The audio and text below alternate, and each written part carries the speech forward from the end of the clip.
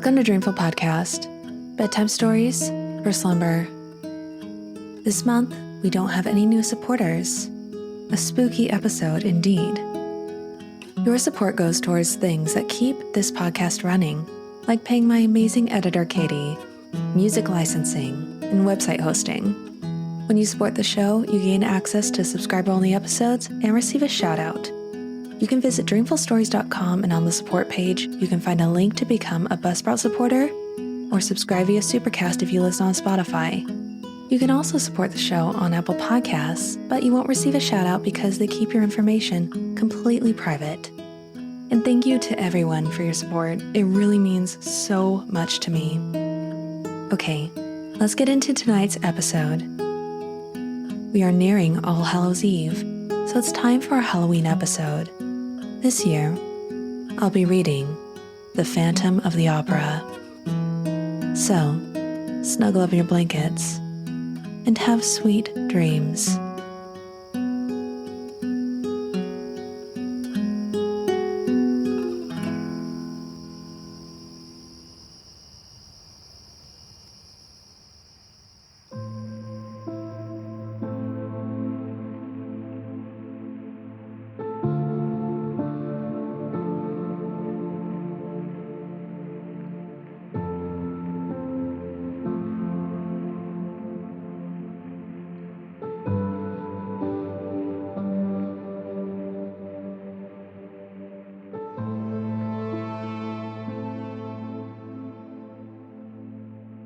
It was the evening on which Madame de Bean and Poligny, the managers of the opera, were giving a last gala performance to mark their retirement. Suddenly, the dressing room of La Sorelli, one of the principal dancers, was invaded by half a dozen young ladies of the ballet who had come up from the stage after dancing Polyeucte. They rushed in amid great confusion, some giving vent to forced and unnatural laughter, others to cries of terror. Sorelli, who wished to be alone for a moment to run through the speech which she was to make to the resigning managers, looked around angrily at the mad and tumultuous crowd. It was little James, the girl with the tip-tilted nose, the forget-me-not eyes, the rose-red cheeks, and the lily-white neck and shoulders, who gave the explanation in a trembling voice. "It's the ghost," and she locked the door. Sorelli's dressing room was fitted up with official, commonplace elegance. A pier glass, a sofa, a dressing table and a cupboard or two provided the necessary furniture. On the walls hung a few engravings, relics of the mother who had known the glories of the old opera in the Rue des Pelletiers, portraits of Vestris, Gardel, Dupont, Bigottini. But the room seemed a palace to the brats of the Corps de Ballet, who were lodged in common dressing rooms, where they spent their time singing, quarreling, smacking the dressers and hairdressers, and buying one another glasses of cassis, beer, or even rum, until the call-boy's bell rang. Sorelli was very superstitious.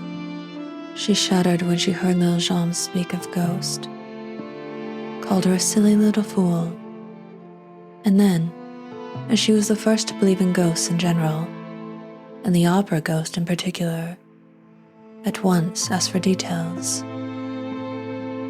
"Have you seen him?" "As plainly as I see you now," said little James, whose legs were giving way beneath her, and she dropped with a moan into a chair. Thereupon, little Geary, the girl with eyes black as sloes, hair black as ink, a swarthy complexion, and a poor little skin stretched over poor little bones. Little Geary added, If that's a ghost, he's very ugly." "Oh yes," cried the chorus of ballet girls. And they all began to talk together. The ghost had appeared to them in the shape of a gentleman in dress clothes, who had suddenly stood before them in the passage, without their knowing where he came from. He seemed to have come straight through the wall. "Pooh," said one of them, who had more or less kept her head. "You see the ghost everywhere." And it was true. For several months, there had been nothing discussed at the opera but this ghost in dress clothes, who stalked about the building, from top to bottom, like a shadow, who spoke to nobody, to whom nobody dared speak, and who vanished as soon as he was seen, no one knowing how or where. As became a real ghost, he made no noise in walking. People began by laughing and making fun of this specter, dressed like a man of fashion or an undertaker. But the ghost legend soon swelled to enormous proportions among the corps de ballet. All the girls pretended to have met this supernatural being more or less often, and those who laughed the loudest were not the most at ease. When he did not show himself, he betrayed his presence or his passing by accident, comic or serious, for which the general superstition held him responsible. Had anyone met with a fall, or suffered a practical joke at the hands of one of the other girls, or lost a powder puff, it was at once the fault of the ghost, of the opera ghost. After all, who has seen him? You meet so many men in dress clothes at the opera who are not ghosts, but this dress suit had a peculiarity of its own. It covered a skeleton. At least, so the ballet girl said. And of course, it had a death's head. Was this all serious? The truth is that the idea of the skeleton came from the description of the ghost given by Joseph Bouquet, the chief scene shifter, who had really seen the ghost. He had run up against the ghost on the little staircase by the footlights, which leads to the cellars. He had seen him for a second, for the ghost had fled, and to anyone who cared to listen to him, he said, "He is extraordinarily thin, and his dress coat hangs on a skeleton frame. His eyes are so deep that you can hardly see the fixed pupils. You just see two big black holes, as in a dead man's skull. His skin, which is stretched across his bones like a drumhead, is not white, but a nasty yellow. His nose is so little worth talking about that you can't see it side face, and the absence of that nose is a horrible thing to look at. All the hair he has is 3 or 4 long dark locks on the forehead and behind his ears." This chief scene shifter was a serious, sober, steady man, very slow at imagining things. His words were received with interest and amazement, and soon there were other people to say that they too had met a man in dress clothes, with a death's head on his shoulders. Sensible men who had wind of the story began by saying that Joseph Bouquet had been the victim of a joke laid by one of his assistants.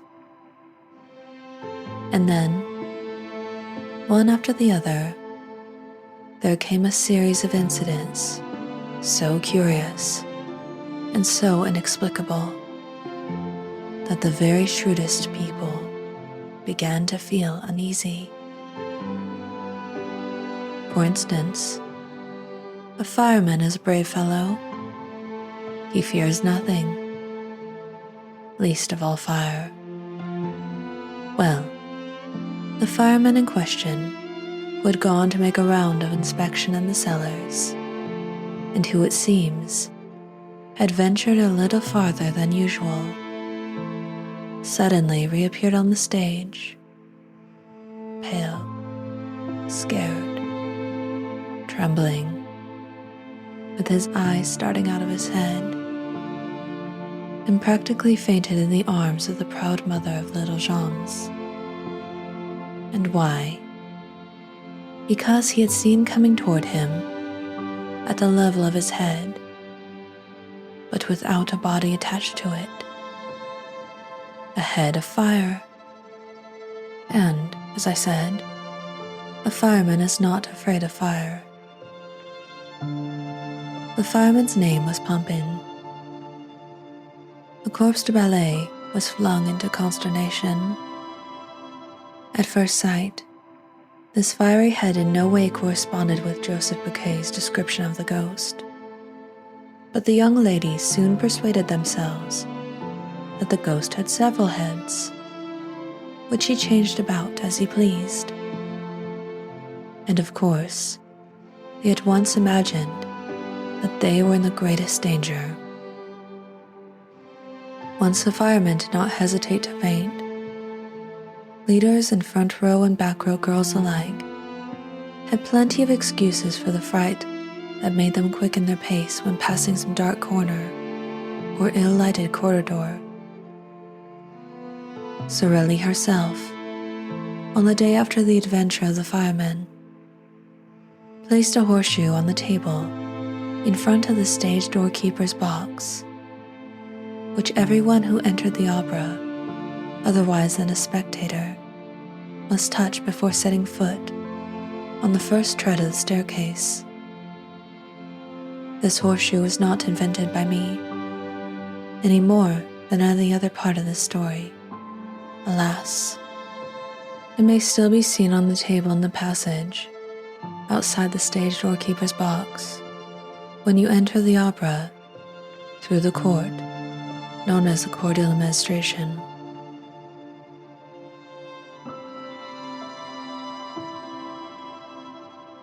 To return to the evening in question. "It's a ghost," little Jean had cried. An agonizing silence now reigned in the dressing room. Nothing was heard but the hard breathing of the girls.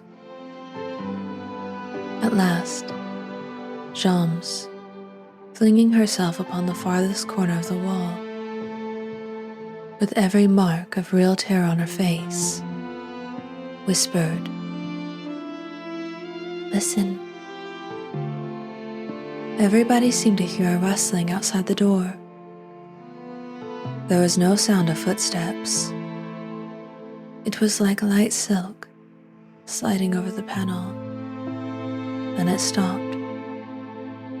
Sorelli tried to show more pluck than the other girls. She went up to the door and in a quavering voice asked, "Who's there?" But nobody answered. Then, feeling all eyes upon her, watching her last movement, she made an effort to show courage and said very loudly, "Is there anyone behind the door?" "Oh yes, yes, of course there is," cried that little dried plum of a Meg Geary, heroically holding Sorelli back by her gauze skirt. "Whatever you do, don't open the door. Oh Lord, don't open the door." But Sorelli, armed with a dagger that never left her, turned the key and drew back the door, while the ballet girls retreated to the inner dressing room, and Meg Geary sighed. Sorelli looked into the passage bravely. It was empty. A gas flame in his glass prison cast a red and suspicious light into the surrounding darkness without succeeding in dispelling it. And the dancer slammed the door again with a deep sigh. "No," she said. "There is no one there." "Still, we saw him," Jams declared, returning with timid little steps to her place beside Sorelli. "He must be somewhere prowling about. I shan't go back to dress. We'd better all go down to the foyer together at once for the speech, and we will come up again together." And the child reverently touched the little coral finger ring which she wore as a charm against bad luck, while Sorelli, stealthily, with the tip of her pink right thumbnail, made a St. Andrew's cross on the wooden ring which adorned the fourth finger of her left hand. She said to the little ballet girls, "Come, children, pull yourselves together. I dare say no one has ever seen the ghost." Yes, we saw him. We saw him just now," cried the girls. "He had his death's head and his dress coat, just as when he appeared to Joseph Bouquet." "And Gabriel saw him too," said Jams. "Only yesterday afternoon, in broad daylight." "Gabriel? The course master?" "Why, yes, didn't you know?" "And he was wearing his dress clothes in broad daylight?" "Who, Gabriel? Why, no, the ghost." "Certainly, Gabriel told me so himself. That's what he knew him by. Gabriel was in the stage manager's office. Suddenly, the door opened and the Persian entered. You know the Persian has the evil eye." "Oh yes," answered the little ballet girls in chorus, warding off ill luck by pointing their forefinger and little finger at the absent Persian, while their second and third fingers were bent on the palm and held down by the thumb. "And you know how superstitious Gabriel is," continued Jams. "However, he is always polite. When he meets the Persian, he just puts his hand in his pocket and touches his keys.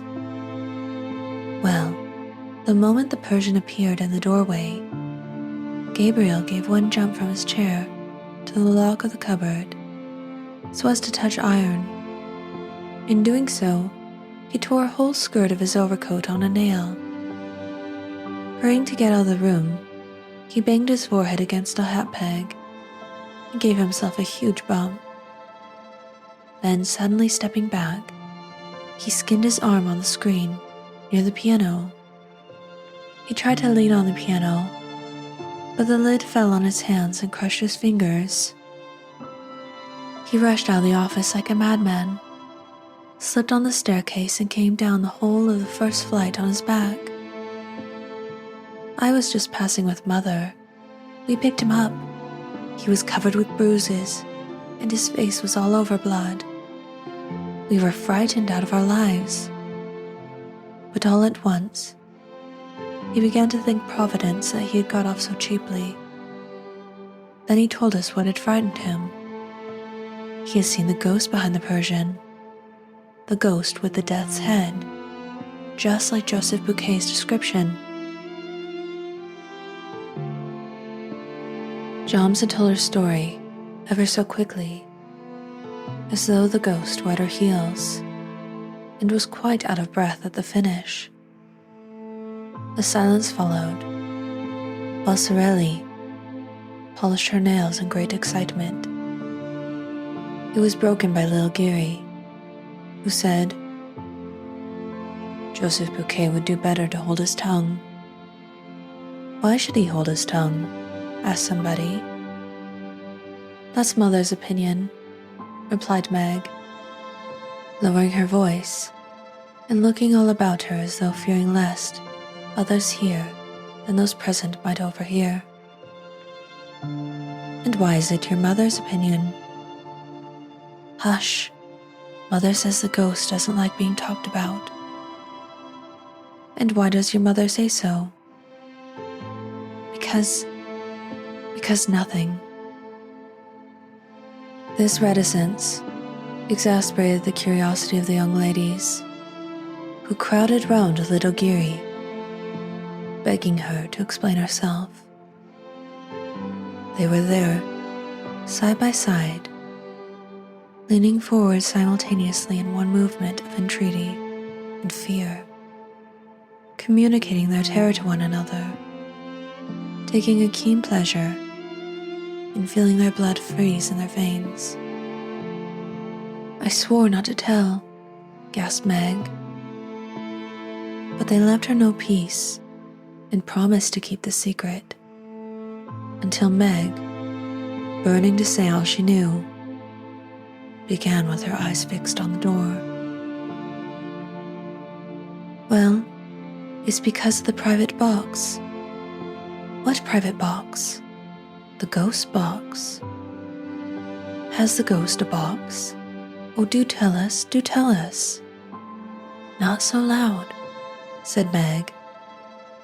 It's box 5. You know, the box on the grand tier, next to the stage box on the left. Oh, nonsense. I tell you it is. Mother has charge of it. I swear you won't say a word. Of course, of course. Well, that's the ghost box. No one has had it for over a month, except the ghost, and orders have been given at the box office that it must never be sold. And does the ghost really come there? Yes. Then somebody does come. Why no, the ghost comes, but there's nobody there. The little ballet girls exchanged glances.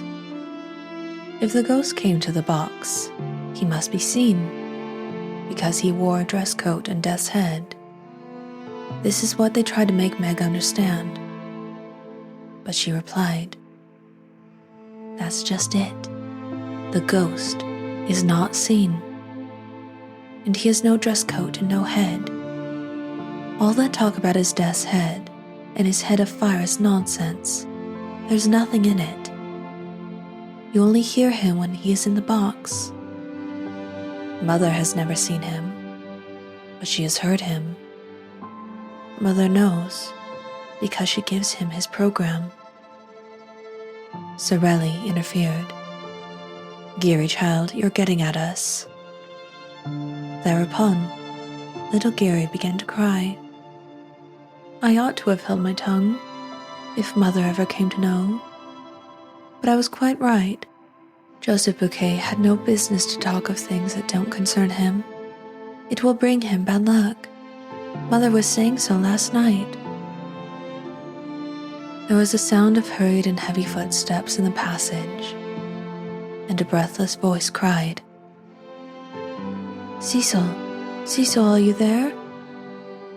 It's Mother's voice, said Joms. What's the matter? She opened the door. A respectable lady, built on the lines of a Pomeranian grenadier, burst into the dressing room and dropped groaning into a vacant armchair.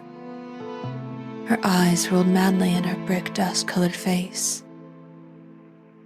How awful, she said. How awful. What? What? Joseph Bouquet.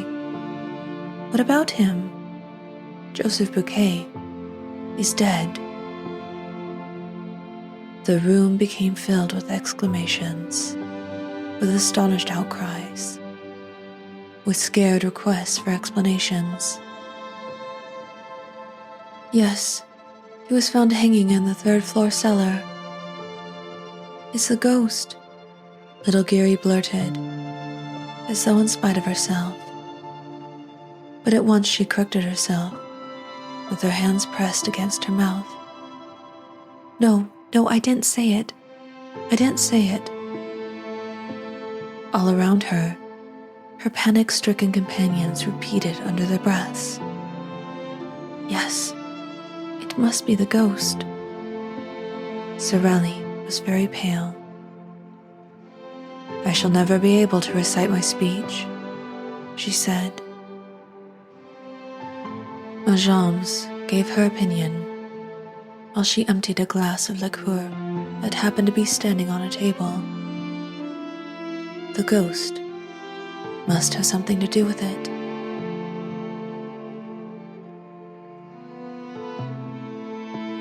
The truth is that no one ever knew how Joseph Bouquet met his death. The verdict at the inquest was natural suicide. In his memoirs of manager, Monsieur Moncharmin, one of the joint managers who succeeded Madame de Bien in Poligny, describes the incident as follows. A grievous accident spoiled the little party which Madame de Bien in Poligny gave to celebrate the retirement. I was in the manager's office when Monsieur, the acting manager, suddenly came darting in. He seemed half mad and told me that the body of a scene shifter had been found, hanging in the third cellar under the stage, between a farmhouse and a scene from The King of Leon. I shouted, "Come and cut him down." By the time I had rushed down the staircase and the Jacob's ladder, the man was no longer hanging from his rope. So this is an event which Monsieur Moncharmin thinks is natural. A man hangs at the end of a rope. They go to cut him down. The rope has disappeared. Oh, Monsieur Moncharmin found a very simple explanation. Listen to him. It was just after the ballet, and leaders and dancing girls lost no time in taking their precautions against the evil eye. There you are. Picture the corps de ballet scuttling down the Jacob's ladder and dividing the suicide's rope amongst themselves in less time than it takes to write. When, on the other hand, I think of the exact spot where the body was discovered, the third cellar underneath the stage. Imagine that somebody must have been interested in seeing that the rope disappeared after it had effected its purpose. And time will show if I'm wrong. The horrid news soon spread all over the opera, where Joseph Bouquet was very popular. The dressing rooms emptied, and the ballet girls, crowding around Sorelli like timid sheep around the shepherdess, made for the foyer through the ill-lit passages and staircases, trotting as fast as their little pink legs could carry them.